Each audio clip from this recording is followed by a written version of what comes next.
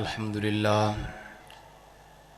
لله نحمده ونستعينه ونستغفره ونؤمن به ونتوكل عليه ونعوذ بالله من شرور أنفسنا ومن سيئات أعمالنا من يهده الله فلا مضل له ومن يضلله فلا هادي له ونشهد أن لا إله إلا الله وحده لا شريك له ونشهد أن سيدنا وسندنا وحبيبنا وطبيبنا وشفيعنا ومأوانا وملجانا وأعلانا وأولانا ورؤوفنا ورحيمنا وكريمنا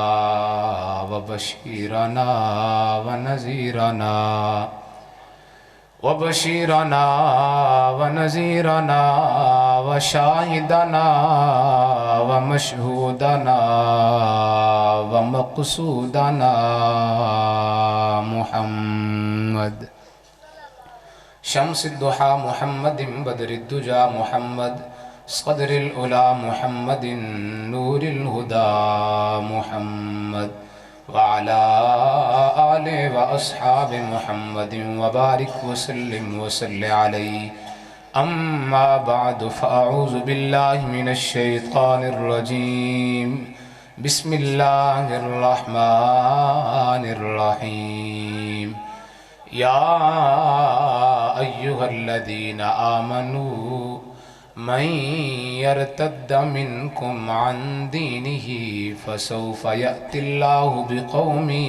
يحبهم ويحبونه أذلة على المؤمنين أعزة على الكافرين يجاهدون في سبيل الله ولا يخافون لومة لائم ذلك فضل الله يؤتيه من يشاء صدق الله العظيم إن الله وملائكته يصلون على النبي يا أيها الذين آمنوا صلوا عليه وسلموا تسليما بآواز بلند اللهم صل على سيدنا ومولانا محمد وعلى آل سيدنا ومولانا محمد وبارك وسلم وصل عليه آقا زمین و زمان تمہارے لیے مکین و مکان تمہارے لیے چنین و چنا تمہارے لیے بنے دو جہاں تمہارے لیے دہن میں زبان تمہارے لیے بدن میں ہے جان تمہارے لیے ہم آئے یہاں تمہارے لیے اٹھیں بھی وہاں تمہارے لیے مصطفیٰ جان رحمت پہ لاکھوں سلام شمع بزم ہدایت پہ لاکھوں سلام جن کے آنے سے روشن زمانہ ہوا اس نبی کی ولادت پہ لاکھوں سلام اندھے شیشے جلا جل دھمکنے لگے جلوریزی دعوت پہ لاکھوں سلام فتح باب نبوت پہ بے حد درود ختم دور رسالت پہ لاکھوں سلام میرے ساتھ مل کے پڑھ لیں فتح باب نبوت پہ بے حد درود ختم دور رسالت پہ لاکھوں سلام فتح باب نبوت پہ بے حد درود ختم دور رسالت پہ لاکھوں سلام بے بناوٹ ادا پر ہزاروں درود بے تکلف ملاحت پہ لاکھوں سلام جن کے آگے کھچیں گردنیں جھک گئیں اس خدا داد شوکت پہ لاکھوں سلام الغرض ان کے ہر منہ پہ لاکھوں درود ان کی ہر خو و خصلت پہ لاکھوں سلام ان کے ہر نام و نسبت پہ نامی درود ان کی ہر وقت و حالت پہ لاکھوں سلام پہلے سجدے پہ روز ازل سے درود یادگاری امت پہ لاکھوں سلام میرے واجب الاحترام اسٹیج پہ جلوہ افروز مقتدر علماء کرام، پنڈال میں موجود دور دراز سے قرب و جوار سے تشریف لے کے آنے والے دوست احباب تمام کی بارگاہ میں السلام علیکم ورحمۃ اللہ وبرکاتہ۔ اللہ تبارک و تعالی جل وعلا شانہ کی حمد و ثنا کے بعد حضور نبی کریم رؤوف الرحیم علیہ تحیت و تسلیم کی مقدس بارگاہ میں ہدیہ درود و سلام عرض کرنے کے بعد دعا ہے اس مالک بے نیاز مالک لم یزل کی بارگاہ میں کہ رب کریم حق اور سچ بیان کرنے کی توفیق نصیب فرمائے، ہم سب کو بعد سماعت اس پہ عمل پیرا ہونے کی توفیق نصیب فرمائے۔ مجھ سمیت جتنے بھی ہم غلامان پیر بارو یہاں تشریف لائے، اللہ تبارک و تعالی ہم سب کی حاضری اپنی بارگاہ عالیہ میں قبول و منظور فرمائے، اور مرشد کریم بھی ہم سب پر اپنی نگاہ عنایت فرمائے۔ رب تعالیٰ نے قرآن کریم فرقان حمید میں ارشاد فرمایا، من یرتد منکم عن دینہ فسوف یأتی اللہ بقوم یحبہم ویحبونا۔ رب تعالیٰ فرماتا ہے اے ایمان والو، جو تم میں سے پھر گیا میرے نبی کے دین سے، تم میں سے جو پھر گیا میرے نبی کے دین سے، من یرتد منکم، جو تم میں سے نہ کھڑا ہوا میرے نبی کے دین کے ساتھ، جو تم میں سے نہ نکلا میرے نبی کے دین کے لیے، تم میں سے جو نہ بولا میرے نبی کے دین کے لیے، اور تم میں سے جس نے نہ تحفظ کیا میرے نبی کے دین کا، تم میں سے جو نہ نکلا جس نے گردن نہ پیش کی میرے نبی کے دین کے لیے، رب فرماتا ہے یا ایھا الذین آمنو، ہو بھی تم ایمان والے پھر بھی نہ نکلے میرے نبی کے دین کے لیے، تو رب تعالیٰ فرماتا ہے پھر کیا ہوگا، فسوف یأتی اللہ بقوم یحبہم ویحبونا،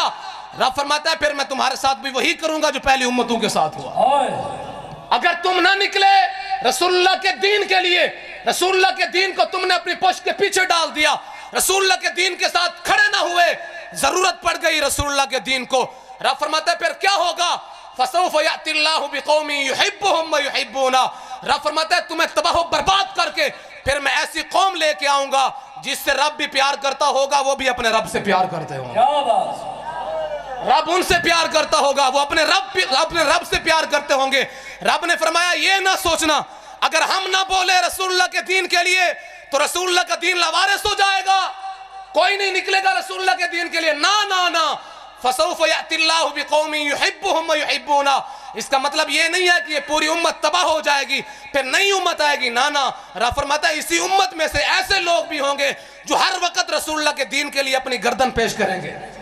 ہر وقت اپنی گردن رسول اللہ کے دین کے لیے تیار رکھیں گے، ایسے لوگ بھی اسی قوم کے اندر ہوں گے، اسی امت کے اندر ہوں گے۔ رب تعالیٰ نے پھر ان کی کچھ نشانیاں بیان فرمائی، پہلی نشانی وہ اللہ سے پیار کرتے ہوں گے، اذلۃ علی المؤمنین اعزۃ علی الکافرین، رب تعالیٰ فرماتا ہے مومنوں کے لیے آن شان بان ہوں گے، ہاں جی مومنوں کی پہچان ہوں گے، اور فرمایا اعزۃ علی الکافرین، اور کافروں کے لیے موت کا نشان ہوں گے، یہ مومنوں کی نشانی ہے جناب۔ ہاں جی علماء آج کل تو پوری امت مسلمہ لیٹ گئی نا، پوری دنیا کے اندر امت مسلمہ ہے، لیکن رسول اللہ کے ختم نبوت پہ ڈاکہ پڑا کوئی نہیں بولا،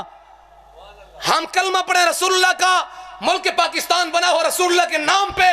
ہاں جی ہمارے بزرگان دین نے اپنی گردنیں پیش کر کے ملک پاکستان بنایا ہو، کس وجہ سے کہ یہاں ملک پاکستان میں رسول اللہ کا نظام ہوگا، اور ملک پاکستان میں عدالت عظمیٰ کی کرسی پہ بیٹھ کے چیف جسٹس رسول اللہ کی ختم نبوت پہ ڈاکہ مار کے چلا جائے، یہ کسی کے باپ کا ملک ہے، نہ اس امت کو بتانے کے لیے اور ان سیکولرز اور لبرلز قسم کے لوگوں کو اور دین دشمنوں کو اور دنیا کے مرزائیوں کو پیغام دینے کے لیے ہمارے مرشد کریم آج بھی میدان میں ہے۔ الحمدللہ 16 نومبر کا بار بار اعلان ہو رہا ہے یا نہیں ہو رہا؟ ہمارے مرشد کریم آج بھی میدان میں ہے۔ میں نے پچھلے عرص مبارک میں بھی یہی بات کی تھی کہ ہم نے مجھ سے کوئی پوچھے نا کہ آپ آستانہ علی پیر بارو شریف سے پڑھ کے آئے ہو، ہاں جی وہاں سے بیعت ہو، بتاؤ اپنے پیروں کی کوئی کرامت تو بتاؤ، میں کہتا ہوں سب سے بڑی کرامت یہ ہے میرے مرشد کریم کی 9 سال تقریباً میں نے یہاں گزارے، کوئی خلاف شریعت کام نہیں دیکھا،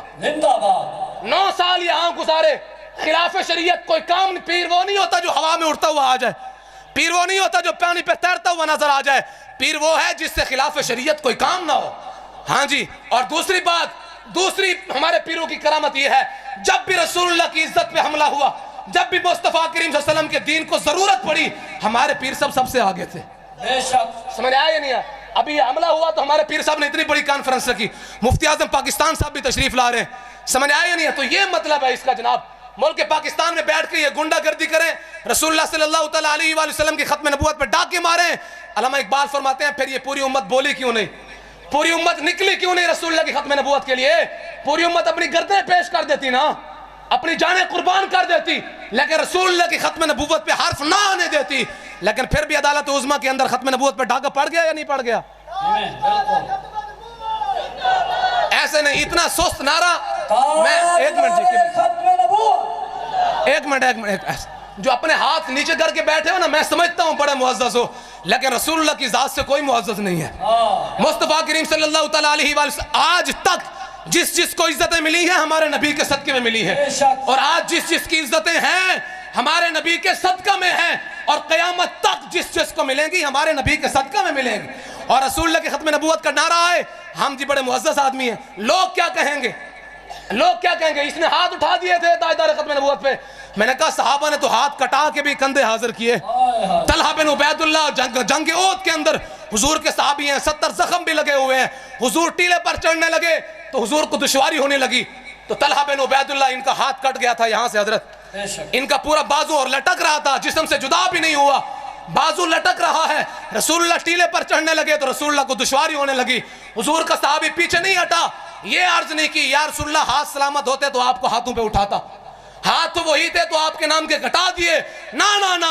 آگے کندھا حاضر کیا, یا رسول اللہ ہاتھ کٹ گئے تو کیا ہوا, کندھا تو حاضر ہے نا. اب لگائیں جی تاجدار ختم نبوت, تاجدار ختم نبوت, تاجدار ختم نبوت, تاجدار ختم نبوت. لبیک یا رسول اللہ, لبیک لبیک لبیک یا رسول اللہ, لبیک لبیک لبیک یا رسول اللہ, لبیک لبیک لبیک یا رسول اللہ, لبیک لبیک لبیک یا رسول اللہ. علامہ اقبال فرماتے ہیں ایک رات میں رب کی بارگاہ میں رو پڑا, رب کی بارگاہ میں رو پڑا ایک راز کی تلاش کرنے کے لیے. شب پیش خدا بگرستم رازے, کہتے ہیں ایک رات میں رب کی بارگاہ میں رو پڑا اس راز کو تلاش کرنے کے لیے کہ وہ کیا چیز تھی امت مسلمہ کے اندر. ان کے خدود سے دریا چلتے تھے,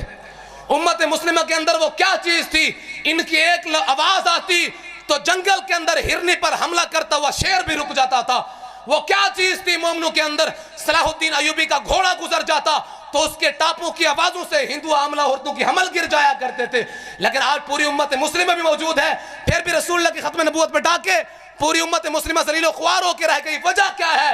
کہتے ہیں وہ کیا چیز تھی جس وقت امت مسلمہ پہ عروج تھا, اور آج کیا چیز ہے جس وجہ سے امت مسلمہ پہ زوال ہے. کہتے ہیں میں خدا کی رب بارگاہ میں رو پڑا تو ندا آمد نمی دانم کئی قوم,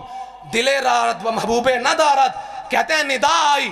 جب میں رب کی بارگاہ میں رو کے میں نے عرض کی نا, یا اللہ وہ کیا چیز تھی,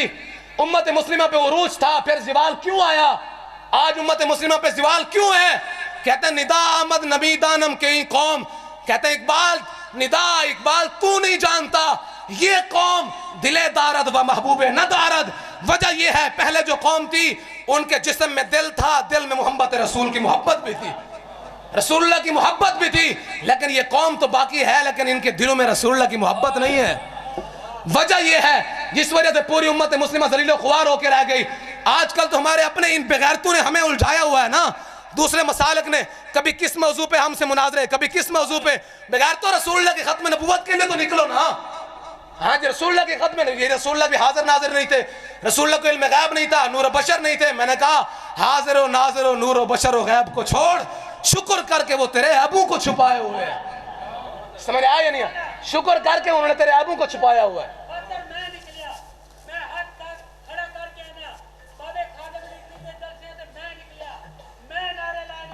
کیا بات, کیا بات ہے.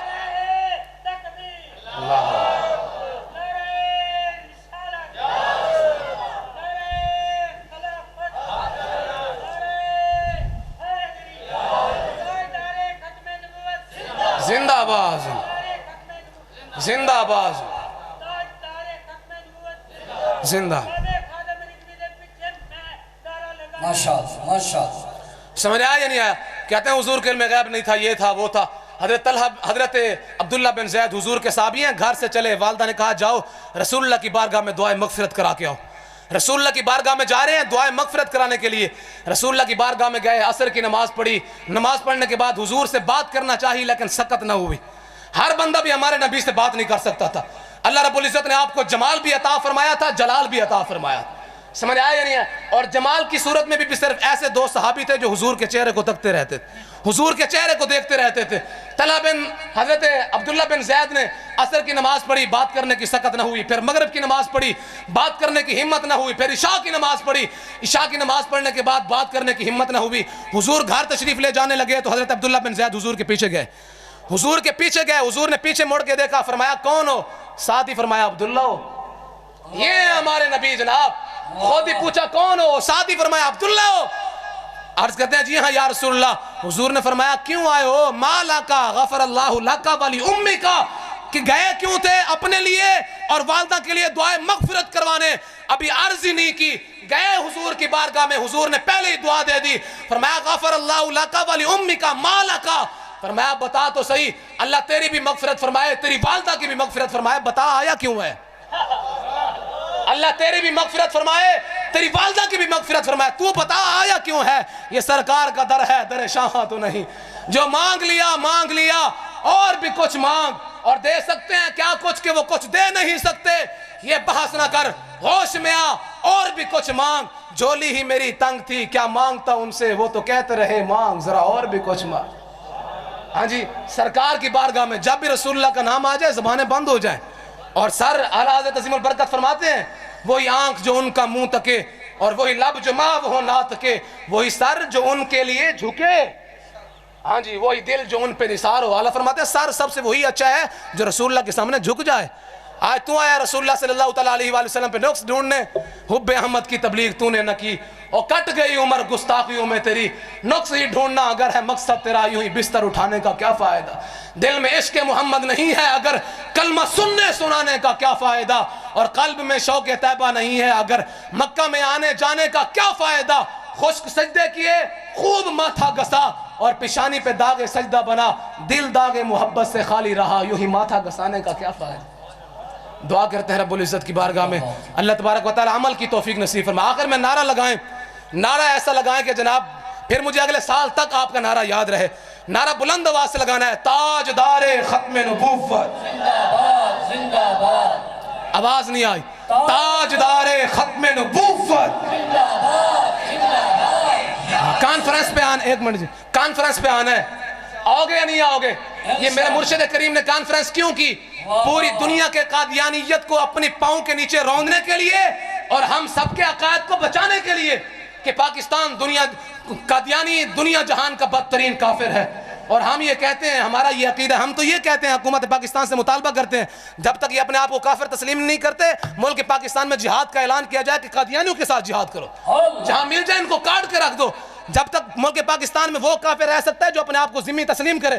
اپنے آپ کو کافر تسلیم کرے، یہ کافر تسلیم نہیں کرتے، ہمیں کافر کہتے ہیں، پھر ملک پاکستان میں رہتے ہیں، یہ تو بغیرتی ہے اس حکومت کی، ورنہ یہ اعلان کرے کہ ملک پاکستان میں جہاں بھی قادیانی نظر آئے کاٹ کے رکھ دو، بس دوسرا کوئی حل ہی نہیں ہے۔ تاجدار ختم نبوت، تاجدار ختم نبوت،